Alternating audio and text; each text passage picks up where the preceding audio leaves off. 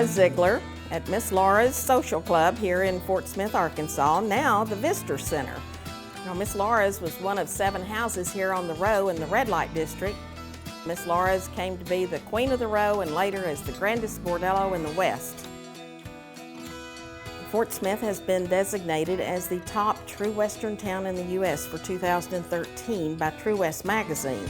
And this is bringing us a lot of national attention at this time. Fort Smith was a true border town in that when you crossed the river, you were in Indian territory. There was no law west of the Arkansas River. President Grant commissioned Isaac Parker to bring law into a lawless area. There was a time when we had 66 saloons down on our Garrison Avenue. So if you think 66 saloons and 7 houses of ill repute, I mean, there's no wonder we had so much lawlessness in the area.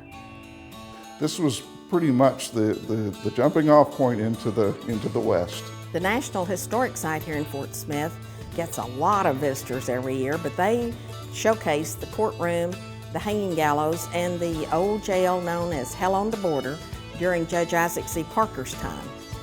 Bass Reeves was Judge Isaac Parker's most proficient and successful deputy marshal. Over a 32-year career, Bass Reeves captured more outlaws than any other deputy marshal, over 3,000, and wounded or killed more fugitives than any other marshal during the course of that time. Bass Reeves was also significant in that he was one of the few African Americans to serve Judge Isaac Parker's courtroom. Bass was known for his character and his honesty and integrity. There is a monument that is dedicated to Bass Reeves, and it is the first monument to a U.S. Marshal, a deputy or otherwise, in the 224-year history of the U.S. Marshal Service.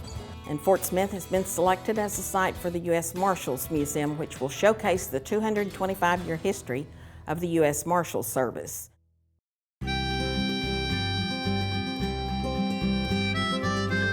We're at the Fort Smith Trolley Museum. This is a Bernie safety car that was operated in Fort Smith up until 1933. This particular one was bought in 1926, so they actually only used it 7 years. We've operated it since 1991, so we've operated it more than 3 times as long as the Light and Traction Company did. It was the second batch of cars they had like this. They were designed with the idea of saving the streetcars because they only took one person to operate them. They used a lot less electricity than the old heavy cars, and they had a lot better acceleration so you could have closer headways on the routes. We're the only museum that has a car that operates in a downtown area like this. This is the Hot Springs car that we have. It was built in 1904, the year they opened up Oaklawn Racetrack to take people out in the country to the racetrack races. And so we're real fortunate to have it. There are very few Arkansas cars that have been preserved. I'm Chuck Gerard, and we're in the Van Buren Depot, and we're going to be talking a little bit about the Arkansas-Missouri Railroad excursion train today. On the journey, you're going to cross over Frog Bayou and Clear Creek several times. We'll go through several small communities, and we'll talk about each of them as we do. Then we'll cross over 3 high trestles, each over 110 feet above ground. Then finally through the Winslow Tunnel, we go into Winslow. And when we arrive at Winslow, we do a runaround. Simply put, the engine's going to swap ends for a return trip to Van Buren, and that's essentially the excursions. It's quite a sight to see. When you get on these cars, you're actually experiencing living history by being on the cars. We even actually operate a dome car that came off of California Zephyr, which is an experience all in itself. It surprises me every time that we run. We'll have talked to people and say, well, this is the first time I've ever been on a train. I've never experienced it. I'm having a blast. This is a good time. Since we are the Visitor Center, stop by and see us first.